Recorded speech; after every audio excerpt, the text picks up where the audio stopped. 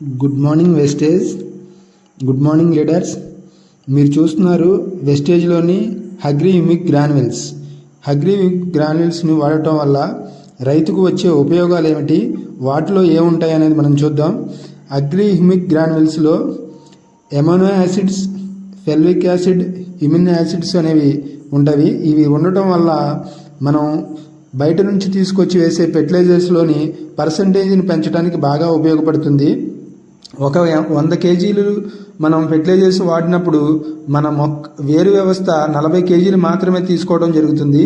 అలాంటిది ఈ గ్రాన్యుల్స్ని వాడటం వల్ల ఇందులో వాడే 82 కానీ గ్రాన్యుల్స్ కానీ నేలను గుల్లగా చేసి బయట నుండి మనం ఇస్తున్న ఈ ఫెర్టిలైజర్స్ మందుని ఎక్కువ శాతం పనిచేయడానికి పనిచేస్తుంది. మనం వేసే 100 కేజీల నుంచి 70 కేజీల మందుని తీసుకోవడానికి బాగా ఉపయోగపడుతుంది. అందుకని ఈ రైతు తన పామాయిల్ తోటలో బయట నుండి తీసుకొచ్చిన ఫెర్టిలైజర్స్తో పాటు మన అగ్రి హ్యూమిక్ని అలాగే 82ను వాడటం జరుగుతుంది.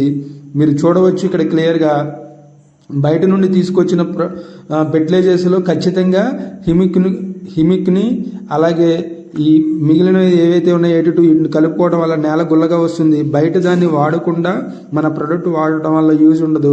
బయట దాని పర్సంటేజ్ని పెంచడానికి అలాగే ఎక్కువ దిగుబడి రావడానికి, ముళ్ళపోటు నుంచి గెలను రక్షించడానికి, అలాగే కొమ్మలు వాలుతున్నా కానీ మా పామాయిల్ తోటలో వచ్చే ప్రతిదానికి సొల్యూషన్గా అగ్రి హ్యూమిక్ గ్రాన్యుల్స్ అనేవి సహకరిస్తాయి.